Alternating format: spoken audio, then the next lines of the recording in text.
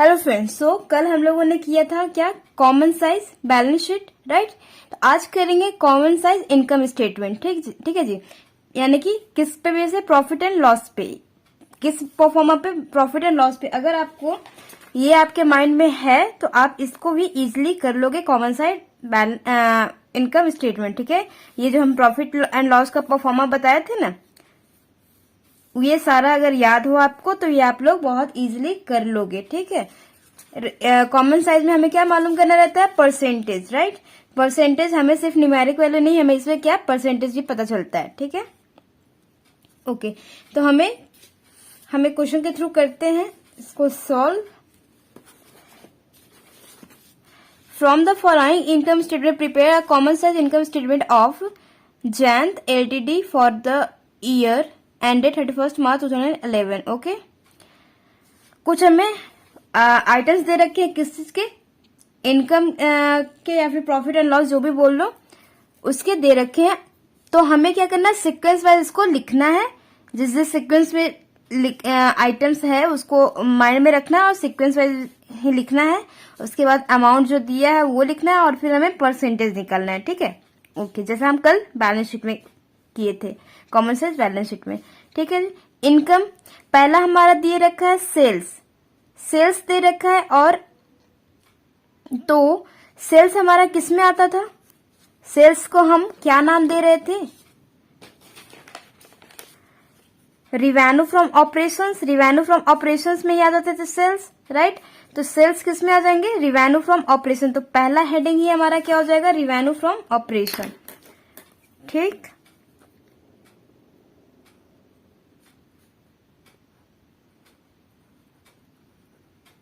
Revenue from operation यानी कि पूरा का पूरा सेल्स। तो हमारा सेल्स कितना है, क्वेश्चन में हमें दे रखा है 25,38,000। 25,38,000। ठीक है, ओके, चलो ब्लू से लिखते हैं। ओके, हो गया हमारा सेल्स का काम। सेकंड हमारा दे रखा है इनकम स्टेटमेंट। अब इनकम स्टेटमेंट का मेन हेडिंग जो था, मीन्स एक जो हमारे रोजमर्रा के काम से जो पैसा आ रहा है वो रिवेन्यू फ्रॉम ऑपरेशन, और जो इरेगुलर बेसिस पे हमारा इनकम आ रहा है वो हमारा अदर इनकम में आ जाता था, यानी कि to other income. Other income हमारा दे रखा है 38,000। ठीक है, 38,000। अगला हमारा दे रखा है एक्सपेंस। पहले ये तो हो गया, टोटल इनकम हो गया, तो हम अपना टोटल इनकम कर ले। टोटल इनकम करने के लिए क्या करते थे, टोटल इनकम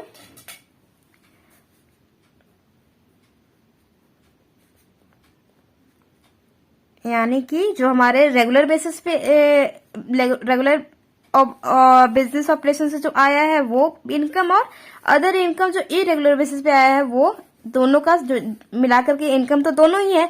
तो टोटल इनकम कितने हो जाएंगे, तो टोटल इनकम हम यहाँ लिख देंगे। तो हमारा टोटल इनकम आएगा 25,76,000। 76,000। ठीक है,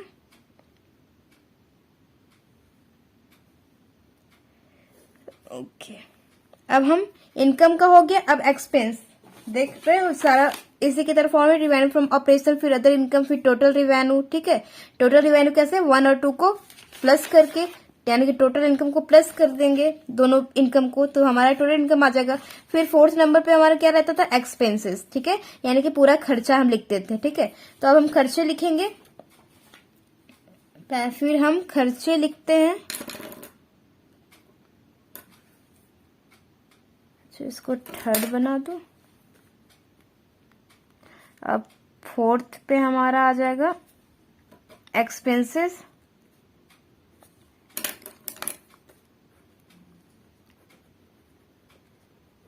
एक्सपेंसेस में हमारा दे रखा है पहले है, तो देखो मेन हेडिंग में दे रखा है एक्सपेंसेस और उसके अंडर में क्या है कॉस्ट ऑफ गुड्स सोल्ड और ऑपरेटिंग, ये आप कर लो अदर एक्सपेंसेस, ठीक है, अदर, ये ठीक है, अदर एक्सपेंसेस, ठीक है, कॉस्ट ऑफ गुड्स सोल्ड और अदर एक्सपेंसेस, ठीक। तो कॉस्ट ऑफ गुड्स सोल्ड बोले तो क्या होता है कॉस्ट ऑफ गुड्स सोल्ड, ये किस चीज में आता है, कॉस्ट ऑफ मटेरियल कंज्यूम्ड में, ठीक है, कि हमें कोई भी अपना प्रोडक्ट बनाने के लिए मटेरियल बनाने, उसमें मटेरियल कितना लगा, यानी कि अगर ये पेन बना है तो उसका वैल्यू कितना हमारा इसमें खर्च हुआ है बनाने में, ठीक है। तो वो वाला कॉस्ट हमें क्या बोलते हैं कॉस्ट ऑफ गुड्स सोल्ड। लेकिन हम लोग किस नाम से लिख रहे हैं इसमें, कॉस्ट ऑफ मटेरियल कंज्यूम्ड में ही आता है cost of goods sold, right. तो कॉस्ट ऑफ मटेरियल कंज्यूम्ड, ठीक है, ये हमारा क्या आ जाएगा cost of material consumed,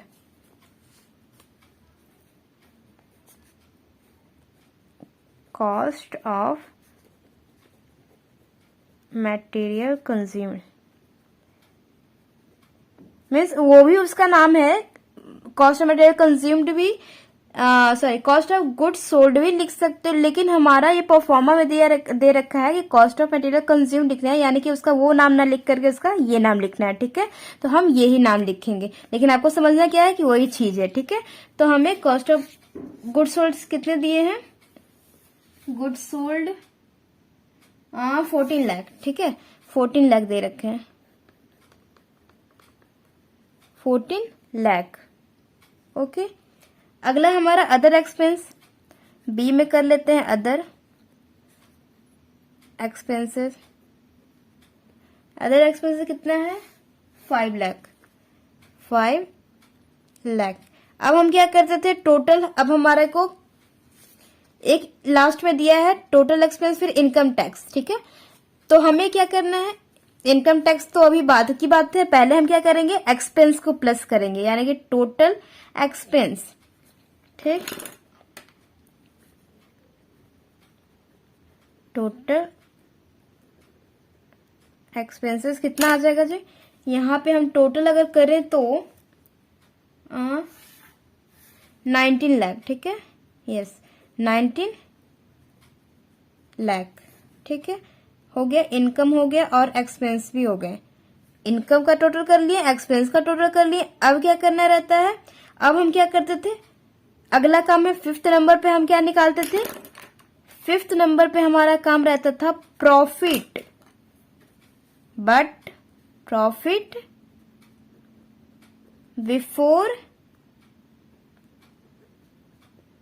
before tax, right. हम पहले क्या निकालते थे प्रॉफिट बिफोर टैक्स, इनकम कर लिए, इनकम का टोटल, एक्सपेंस का टोटल, अब प्रॉफिट बिफोर टैक्स करते थे, यानी कि प्रॉफिट बिफोर टैक्स कैसे निकलता था,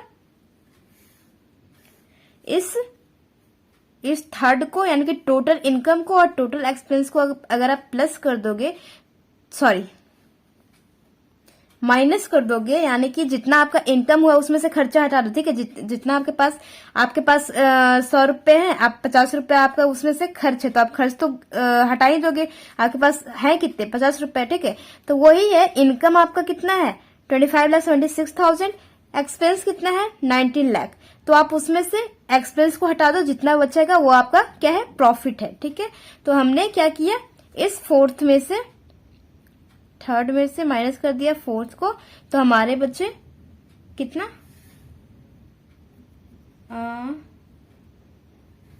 6,76,000, ठीक है जी। अब प्रॉफिट हो गया, प्रॉफिट हम बिफोर टैक्स निकालने के बाद क्या काम करते हैं, हम उसके बाद काम क्या करते हैं कि हमारा क्या टैक्स अब कितना देना है, प्रॉफिट में से हमें टैक्स भी तो देना रहता है, प्रॉफिट में से टैक्स देना रहता है, जो कि दे रखा है हमें क्वेश्चन में कि इनकम टैक्स आपका है कितना 3,38,000, 3,38,000 आपको इनकम टैक्स देना है। तो किस में से देंगे, प्रॉफिट में से ही देंगे, ठीक है। 6 नंबर पे इनकम टैक्स कितना 3,38,000 है, ठीक है, 3,38,000, ओके, तो इसमें से हम अपने प्रॉफिट में से जितना मेरा प्रॉफिट हुआ उसमें से हम क्या करेंगे, इनकम टैक्स दे देंगे, यानी कि टैक्स को दे देंगे। फिर हमारा जो बचेगा वो हमारा क्या है, एक्चुअल में क्या है हमारा, वो मेरे पास रहने वाला प्रॉफिट है। ठीक है, तो यहाँ आएगा आपका 3,38,000।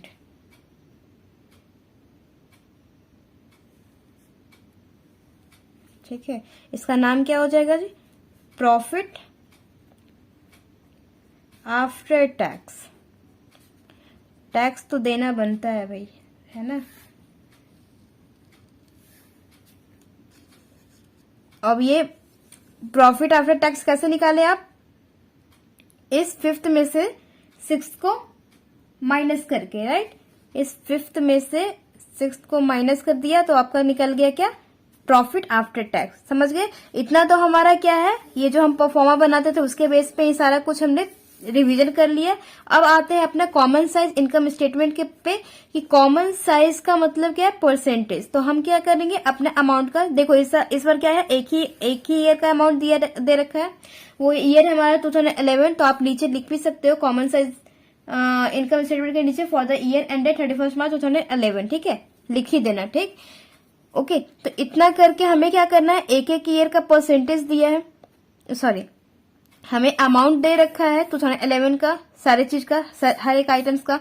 तो हमें इस चीज का क्या करना है, परसेंटेज निकालना है। ओके, तो कॉमन साइज में तो हमें एक भी वैल्यू पता चल गया, तो मीन्स एक साल का कंपेयर तो करना नहीं है कि हमें दूसरा साल भी चाहिए, हमें एक साल से ही पता चल जाएगा, क्योंकि हम कॉमन साइज इनकम स्टेटमेंट बना रहे हैं। ठीक है, तो कॉमन साइज इनकम स्टेटमेंट में कॉमन साइज बैलेंस शीट आप जब बना रहे थे तो परसेंटेज ऑफ क्या निकाले थे, परसेंटेज ऑफ टोटल, यानी कि आप जो भी आइटम्स था उसका अमाउंट लेते थे और टोटल का डिवाइड बाई टोटल कर देते थे, टोटल से डिवाइड कर देते थे और इंटू 100 कर देते थे। लेकिन यहाँ पे थोड़ा सा चेंज है, बोले थे ना कॉमन साइज इनकम स्टेटमेंट में और कॉमन साइज बैलेंस शीट में हमारा चेंजेस रहता है। क्या रहता है चेंज, यही वाला परसेंटेज निकालने का थोड़ा सा सिस्टम चेंज रहता है। क्या, परसेंटेज वहां पे टोटल से निकलता था, टोटल का निकलता था, यहाँ पे क्या निकलता है, रिवेन्यू फ्रॉम ऑपरेशन। ठीक है, तो हर एक आइटम्स का क्या लेंगे, अमाउंट लेंगे और डिवाइड किससे करेंगे, रिवेन्यू फ्रॉम ऑपरेशन से। क्या करेंगे, रिवेन्यू फ्रॉम ऑपरेशन से डिवाइड करेंगे, और क्योंकि परसेंटेज निकाल रहे हैं तो इंटू में 100 करेंगे। ठीक है, ओके, तो ये क्या है हमारा रिवेन्यू फ्रॉम ऑपरेशन कितना है, 25,38,000। डिवाइड किससे करना है, रिवेन्यू फ्रॉम ऑपरेशन से ही। तो रिवेन्यू फ्रॉम ऑपरेशन से डिवाइड करोगे इंटू में 100, क्योंकि परसेंटेज निकालना है, तो आपका अमाउंट कितना, परसेंटेज कितना निकल जाएगा, ये तो दोनों कट जाएगा ना, सिर्फ और सिर्फ 100 बचेगा, यानी कि 100%। ठीक है, अब अदर इनकम की बात करते हैं, तो अदर इनकम्स की बात करते हैं तो 38,000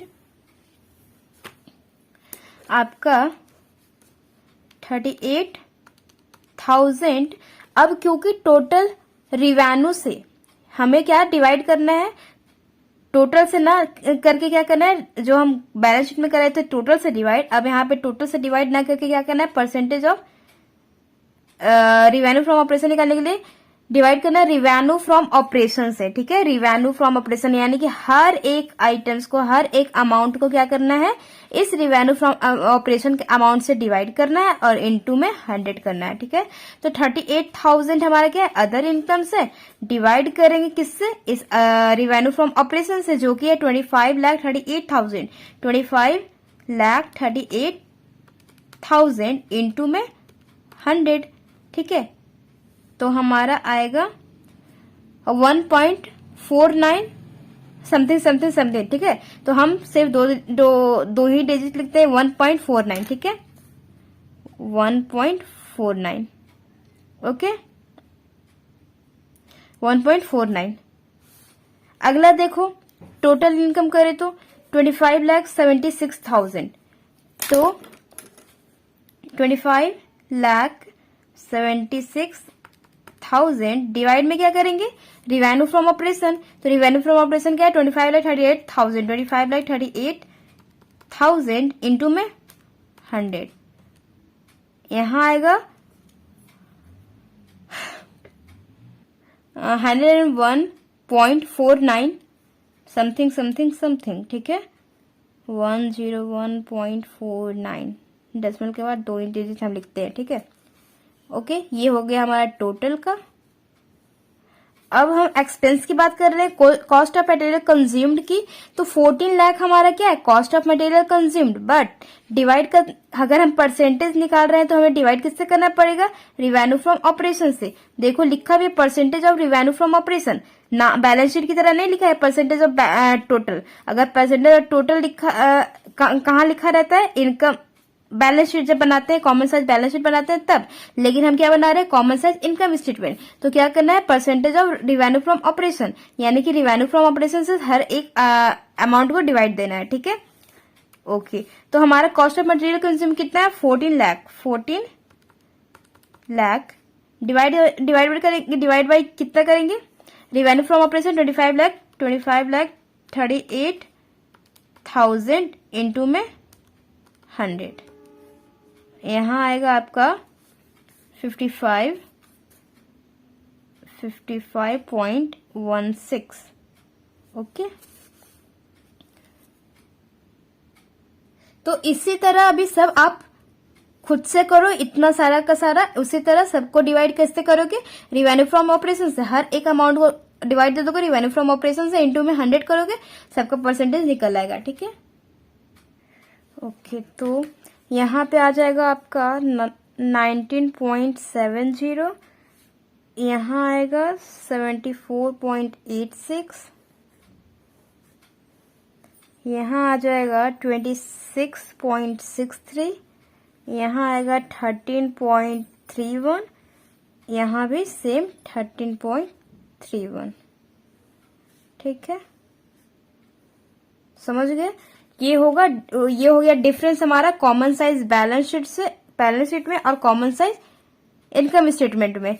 क्या परसेंटेज जब हम निकाल रहे हैं तो परसेंटेज में परसेंटेज ऑफ टोटल ना लिख के क्या किया हमने, percentage of revenue from operation, यानी कि डिवाइड किससे करना है, टोटल से नहीं डिवाइड करना है। टोटल से डिवाइड करेंगे इनकम बैलेंस शीट में, और रिवेन्यू फ्रॉम ऑपरेशन से सबको डिवाइड दे देंगे, सारे अमाउंट को किससे डिवाइड दे देंगे, रिवेन्यू फ्रॉम ऑपरेशन से, ठीक है। तो हमारा ये percentage of revenue from operation निकल आएगा। ओके, तो ये हो गया हमारा कॉमन साइज इनकम स्टेटमेंट। तो आपको हर एक कॉमन साइज बैलेंस शीट बना रहे हो या फिर कॉमन साइज इनकम स्टेटमेंट बना रहे हो, आपको ये परफॉर्मा रटा होना चाहिए, दिमाग में फिट होना चाहिए, तभी आप ये अच्छे से कर पाओगे, ठीक है। ओके, तो ये हमारा कंप्लीट हो गया है। अब हम अगला नया चैप्टर स्टार्ट करेंगे, ठीक है। ओके जी, that's all for today, till then bye bye, take care.